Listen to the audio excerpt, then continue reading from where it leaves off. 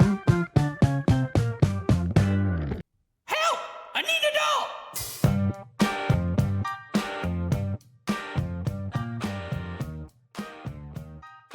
Hello, and welcome to the Help I Need an Adult podcast with your host, Jordyn.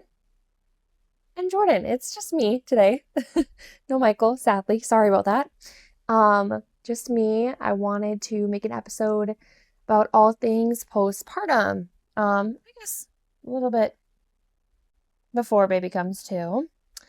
Prenatal, or newborn.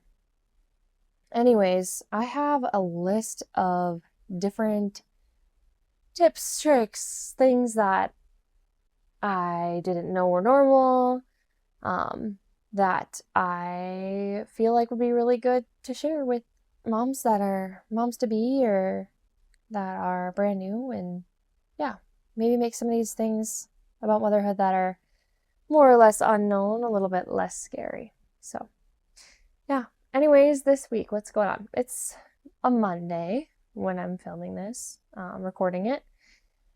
It's been an okay week so far. I mean, it just started, so can't complain.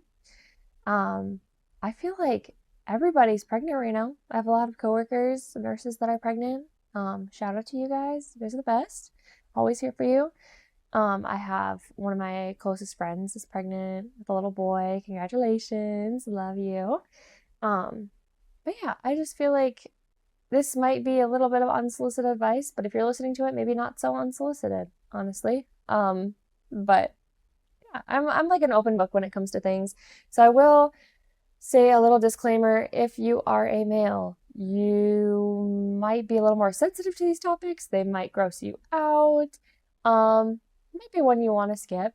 I mean, there's some tips in here that are more than just for the mamas, but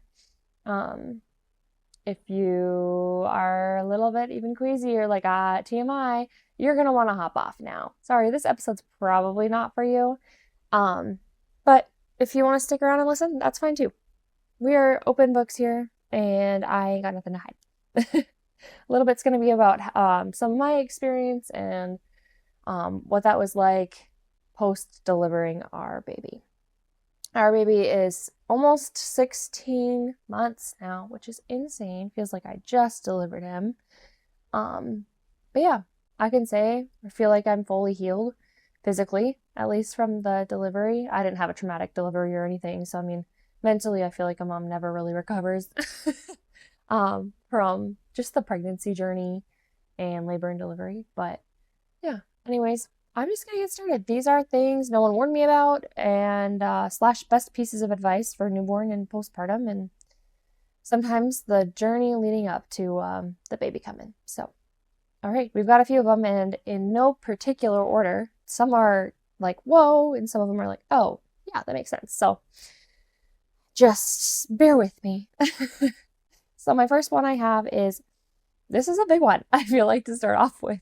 Kind of gross, warning. But you may or may not have clots when you're bleeding right after. Both are normal. Had no idea. I guess all I had heard before I had my baby was you will have clots and you need to watch out for certain size clots.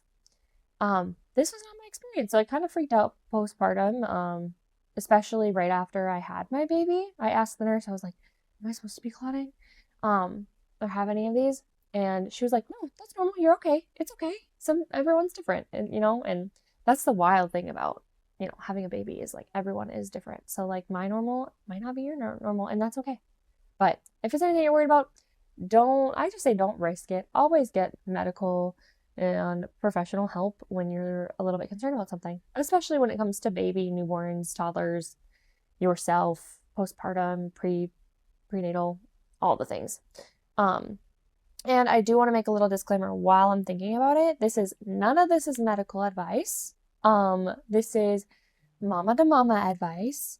And yeah, so just mama to mama advice. Not coming from a medical professional in that sense. Number 2 I have is, if you tear, your stitches may itch and be very bothersome, no matter how clean you are.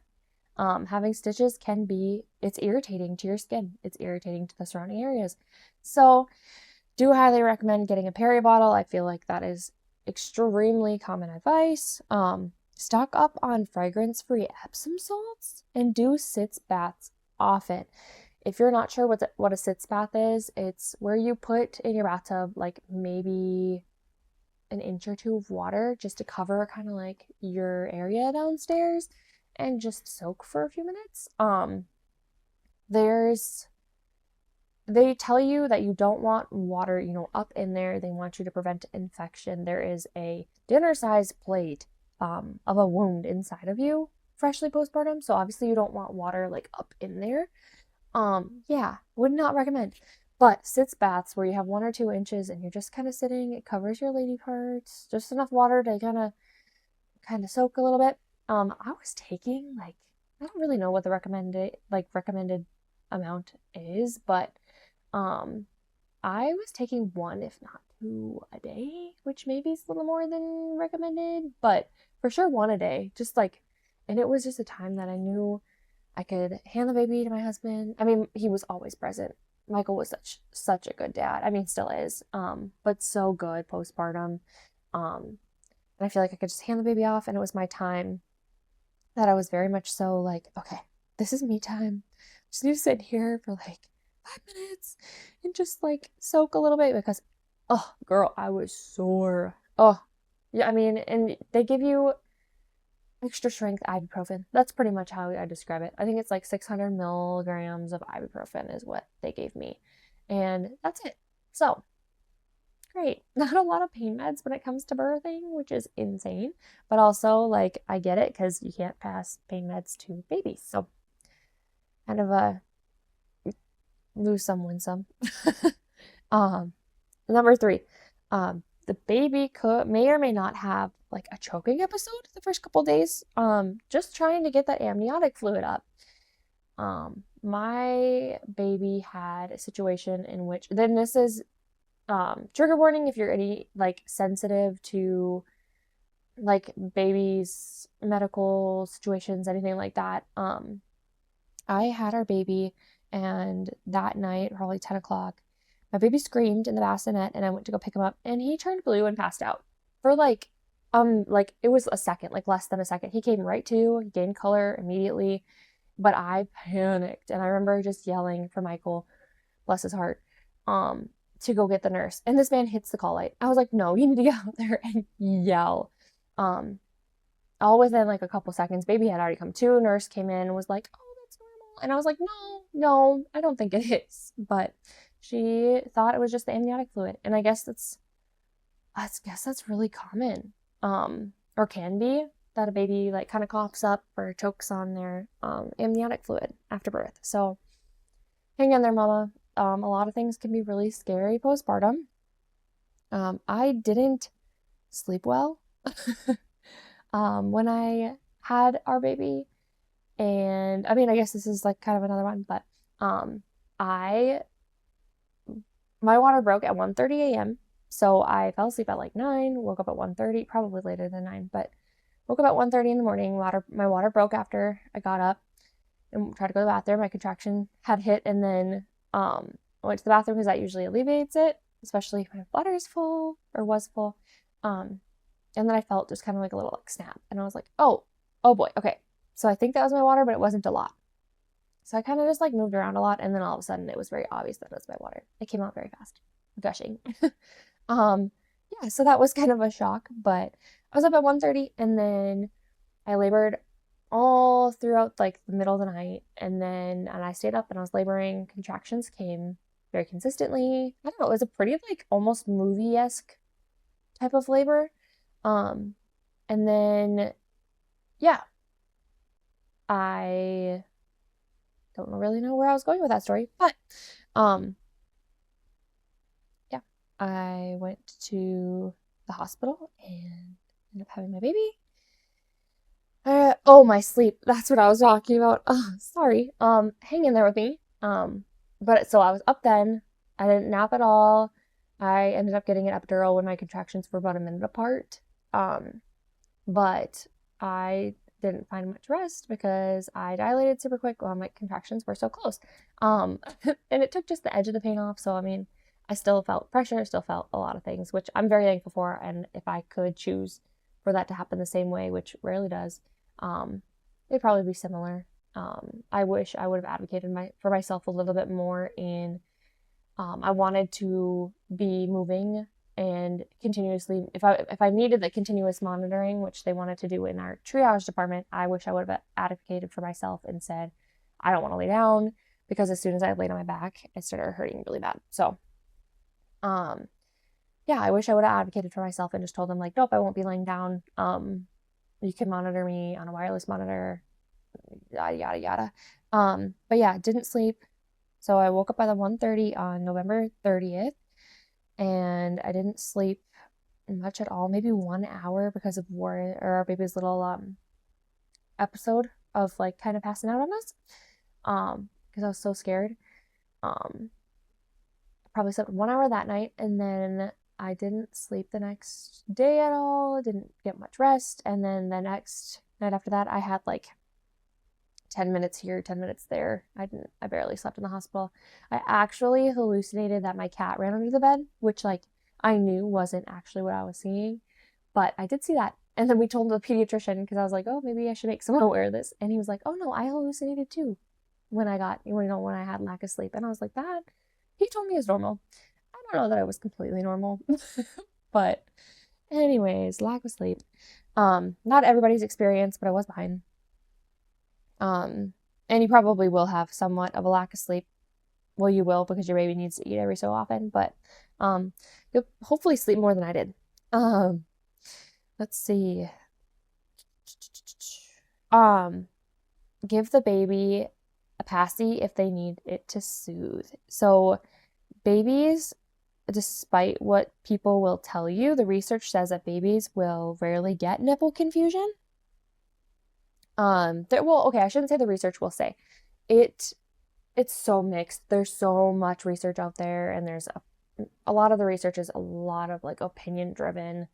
They're looking for a hypothesis that meet like they're looking for research that meets their hypothesis. So I'm just gonna go and say, like, for our experience, if the babies need a pacifier to soothe, even if you're breastfeeding, because that was our plan and we were successful with it for 14 and a half months. Not everyone is. And we actually intentionally weaned off at 14 and a half months. But I will say nipple confusion was not an issue for us. We gave the baby the passy because he needed it to soothe. I just say, don't listen to the media. Your baby is different and unique, and it's hard not to follow all of this advice that's out there. And same can be said with what I'm telling you right now. So take it with a grain of salt. I realize I'm one person and other people have different experiences, but I will say I worried so much about nipple confusion when it came to pacifiers in a newborn, and we didn't have trouble with nursing. So all babies are different, and it wasn't an issue for us. So I wouldn't stress over it. If you want to use it to soothe your baby, go ahead. If you need the permission, go ahead. Another thing we didn't know about is that newborns and babies can sound so congested for like several months of their life. Like I had some postpartum anxiety, and I was so worried that our baby was sick, like especially like even like right away. And I was like, what is the deal? Like, just sounds so congested in his breathing. And not like, it wasn't like he was coughing and it was a lot of like heavy cough, it wasn't concerning coughing. It was just like he sounded like stuffed up a little bit. Like, and it wasn't differentiating. It wasn't like clearing sometimes, and like, I shouldn't say that. He would sound kind of clear sometimes. But I don't know, there was just like a random congestion that's really like normal. Like there wasn't labored breathing, I should say. Like it wasn't like he was struggling to breathe or anything like that. He just sounded congested, and it was always so worrisome to me. Yeah. Oh, babies, when they're sleeping, are very active sleepers, and they move a lot. They're noisy. So at night, if you can stand it, if it's not too much noise, which it shouldn't be that much noise, but it will wake you up, especially if you're like me and you're sensitive to noise at night. I won't sleep through anything. So our baby would like kind of coo or he'd wiggle around. My best advice for this is just wait a second before you pick them up, because then you're gonna wake them up. So wait a second before you pick them up, because sometimes they might just like be making noise or blowing bubbles, or like they make a lot of noise. Like just the amount of noises these newborns make. I was shocked. Warren was a very loud baby. I shouldn't say loud. He just like he was a very consistently noisy baby. Um, but yeah. My number 8 says gas drops. Enough said. Our baby had some trouble with passing gas in the beginning. This is pretty common. Our doctor recommended gas drops, and honestly, it helped us a lot because he had a lot of gas problems at night. But oh, it was so good when we finally found gas drops that worked for him. And I think it was like Milicon, something like that. Gas drops. And I'm not, no ad, no nothing. Like I'm not, no medical advice. I think that's just what we used. And I'm probably pronouncing that way wrong. But those are the ones we used for our baby. Oh, this was a really good tip. I think I like saw a video or something like this before before we had our baby. But during the daytime, feed and then change if the baby is okay with it. Like feed the baby milk and then like nurse bottle formula, whatever you're doing, and then change, kind of to stimulate like an awake period. And then at nighttime, change and then feed to soothe the baby back to sleep.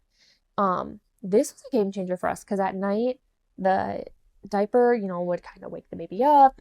And then I'd be able to soothe the baby back to sleep. Where in the daytime, like I said, you want to stimulate the baby, kind of having a wake window after they eat. Another tip I have is have dad change as many diapers as possible and do skin to skin for bonding, even after the golden hour and hospital stay. Like that just helps the dad feel very connected too. So I'd highly suggest that. I don't think I touched diapers. I will say, like, Michael has definitely by far changed the most diapers of our babies, for sure. Sometimes I'm like, oh, like it's almost like an exception when I'm the one changing him, which is kind of funny because he's a toddler now and I'm not breastfeeding anymore. So I probably need to pitch in a little bit more, but bless him. Thank you, Michael, for always being willing to change our baby and for being so, so good about it when he was a little baby.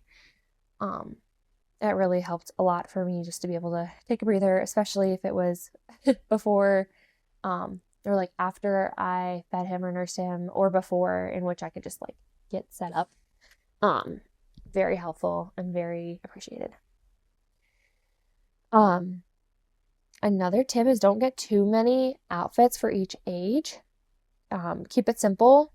Doesn't have to be super fancy. If you have like a holiday or something that you want to buy cute outfit for, fine. But or for like pictures or something, like 1 or 2 cute outfits. But it is so nice just to keep it simple.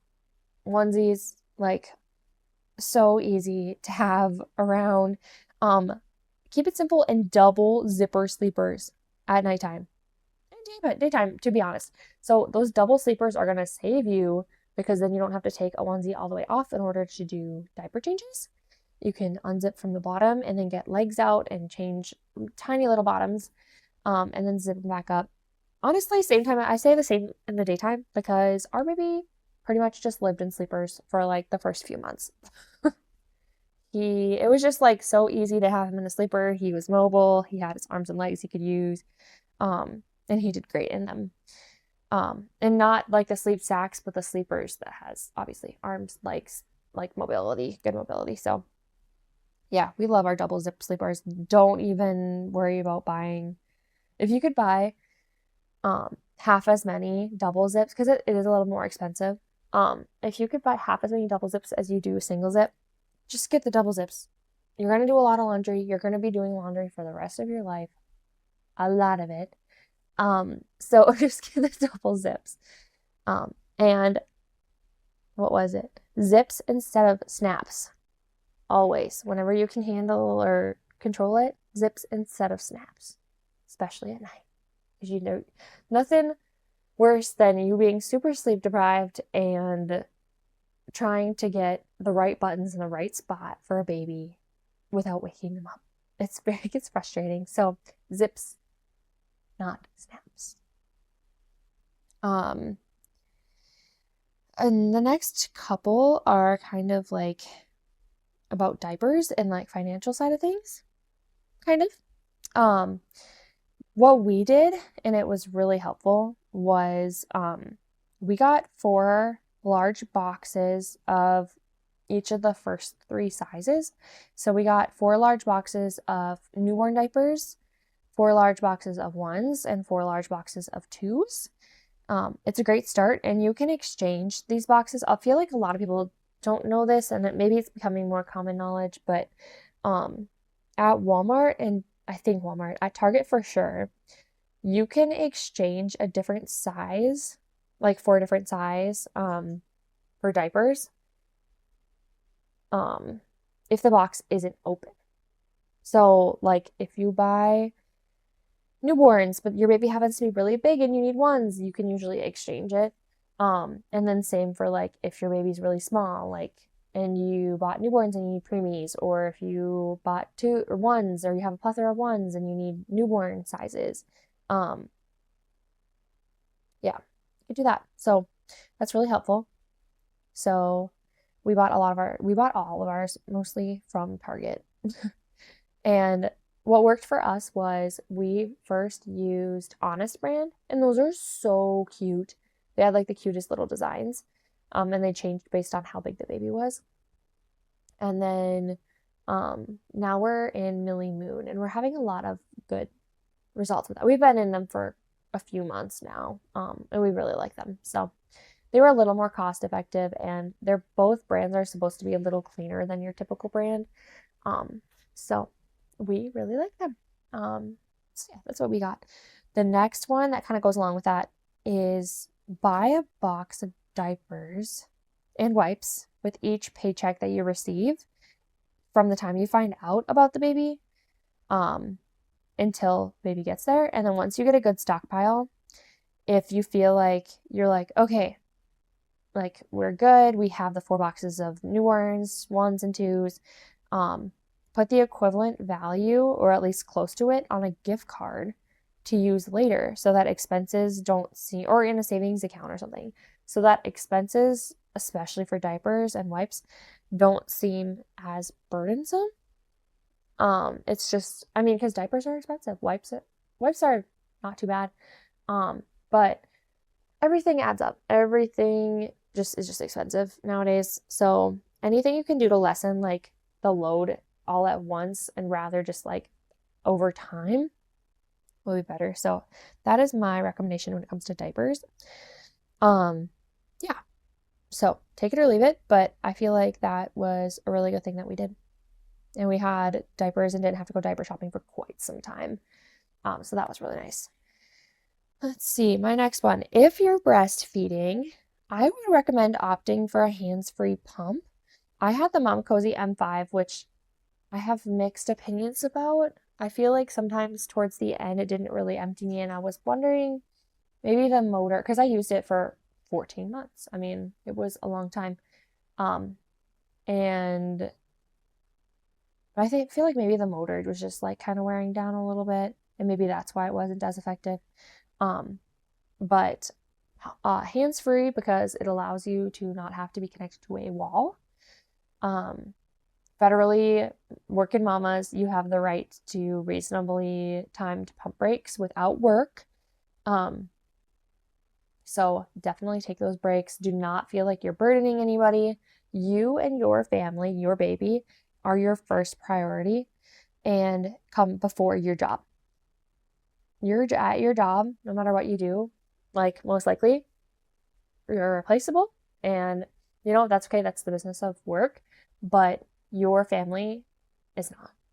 So make sure you're taking care of you and yours first, and making sure you're taking that pump time. Please take care of yourself.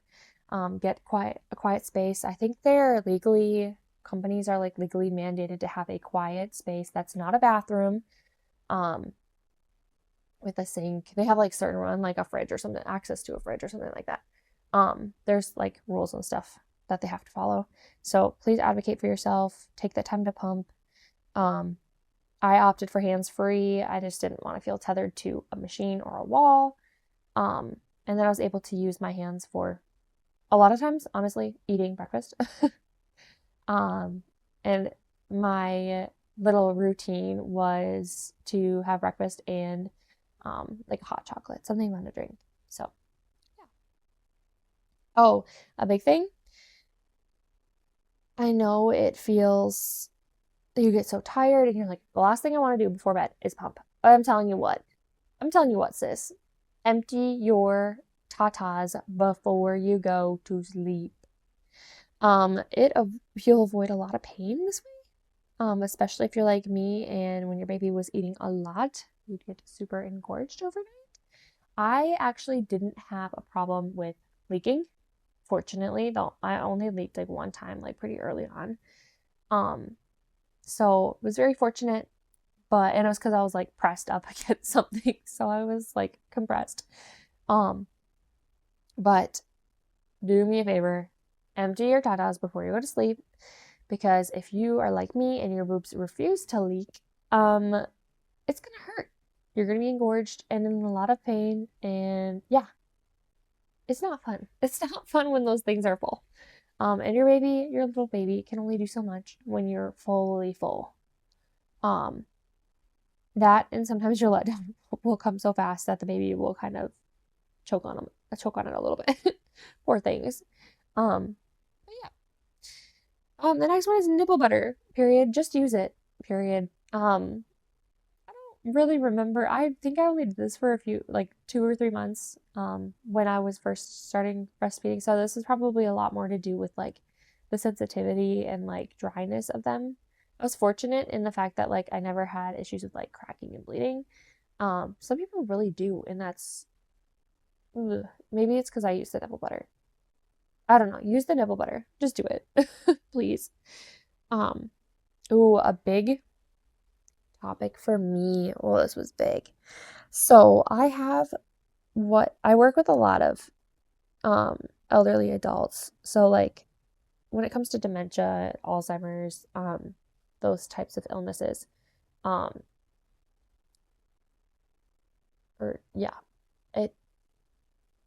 there's this term called sundowning in which all of their symptoms are kind of exacerbated or made worse. At night, it's just like a random like turning point.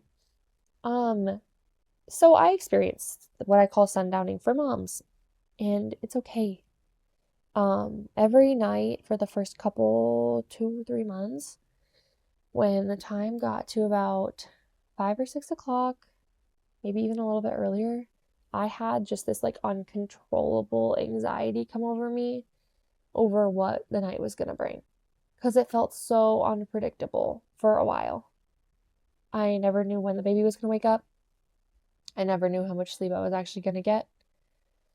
You feel like you're burning the candle at both ends, and it just sometimes, not all the time, but sometimes in my experience, it just feels like you're running out of steam and you don't know how much longer you can hold on. Newsflash, us mamas are resilient. We can handle a lot more than we think we can, and it helps a lot to have a great partner who can support you through it. My heart goes out to a lot of the single parents. Michael and I have talked so much about, how grateful we are for one another and how much we do with our baby and for each other, especially in the postpartum experience. But we talk about like how absolutely admirable single parents are for what they do, because it's hard, even with two of you who are both putting in a lot of the work, working together. It's a lot of work, but you know what? It is so worth it.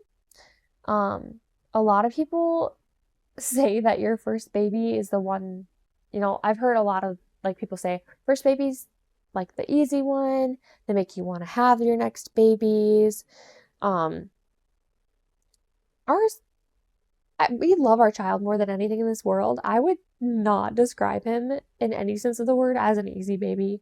From birth, he has always had sleeping problems, things like that. And we're so grateful to have even been able to have a child. We mentioned in one of the first couple of episodes that we had some difficulty getting pregnant. So we're extremely thankful. But I tell you what, even if you're one of those people that um, does have trouble getting pregnant or it's just like a big struggle, I want you to know that like your like complaints, I guess, in a way, or like when you're feeling like, oh my gosh, I can't do this, or like just overwhelmed, that is still valid. When you're not super thankful for those midnight feeds that your tears are streaming down your face because you're so tired, it's okay for you to feel not thankful at the time. I hope that there's still, gratitude and thankfulness, like, after the fact, like in the morning and things like that, like, oh, that was really hard, but I'm just so thankful that we made it through. And there's so many times I look at our baby and think, wow, we're so lucky and blessed to have been able to have him. Not every moment is all sunshine and rainbows. It's okay to complain, even if it was a struggle to get there. It's okay to just vent and let it out. And, it's hard. And like, it's okay to say it's hard and to admit it. You don't have to be thankful and like overjoyed all the time. If it was like hard to get there, like, I feel like there's this stigma of like, oh, it's so hard for you. You should just be so thankful all the time. It's okay for it to be hard and for you not to be absolutely ecstatic about every situation and every moment all the time.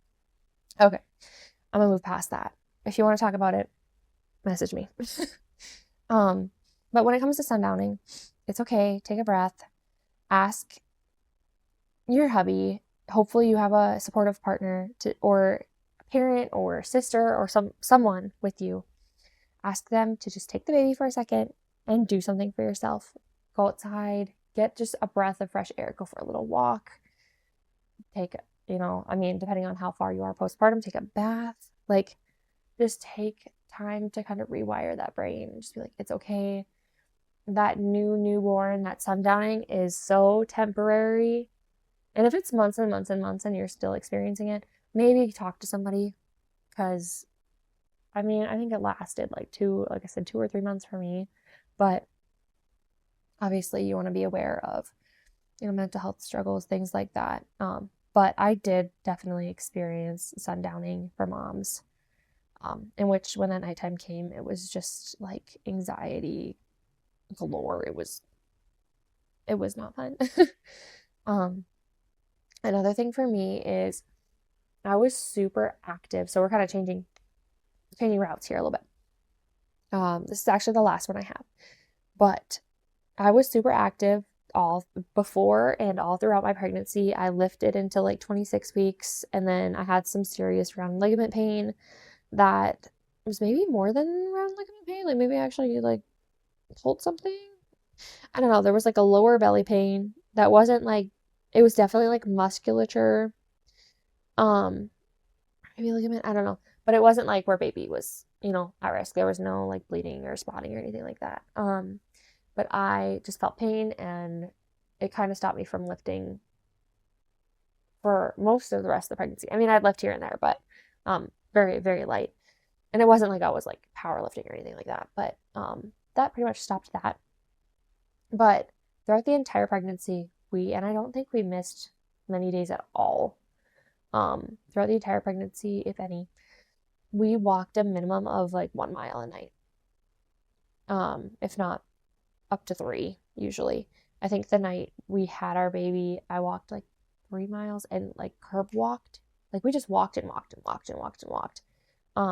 So I stayed super active, gained like 50 pounds, you guys. So yeah, I gained a lot of weight with my baby. Fortunately for me, I still kept active after baby and it pretty much just fell off, which does not happen for everybody. And you know what? Your body changes so much when you have a baby. So give yourself grace. It's okay. I think it's important to take care of your body postpartum because I, for one, like really treasure and like hold to a high standard my ability to like move for my kiddos. I feel like your goal of like wanting your body to look a certain way becomes more of a function goal of like wanting to chase you a little around. You just have a different why for your babies, after you have them. But for me specifically, I maybe went a little bit too fast into the walking right postpartum. I have don't overdo mobility or exercise. Stick to working up to 1 mile at a time for the full 6 weeks.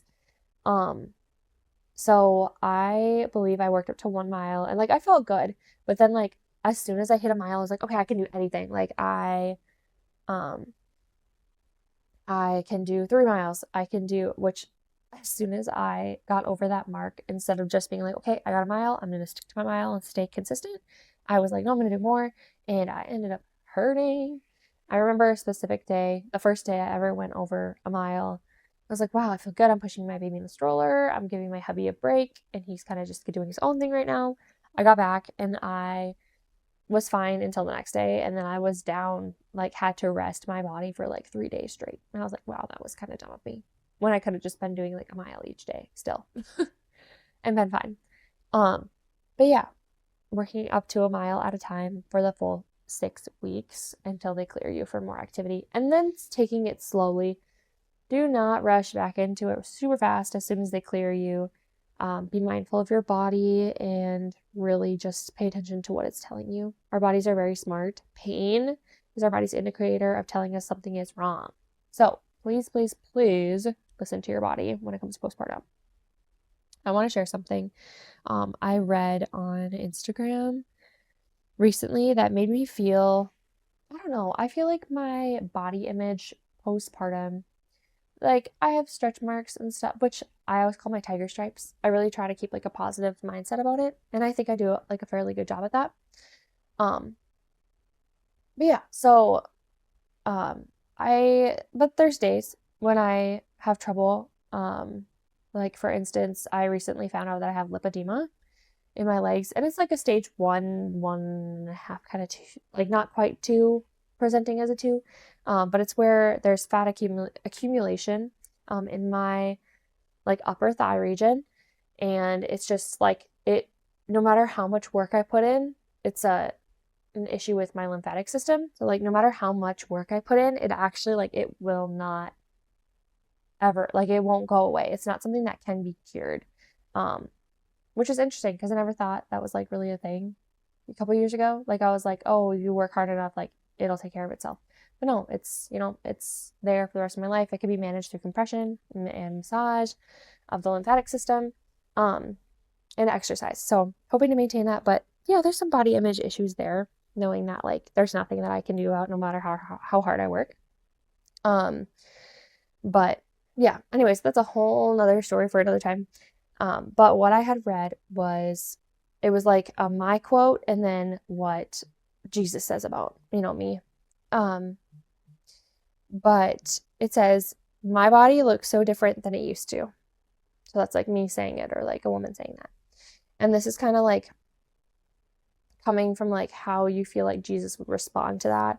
And it's not like a direct biblical quote, but like, just like what I truly believe like the Lord has given to us. So it says like, this is as if like Jesus was speaking directly to me or the person saying that.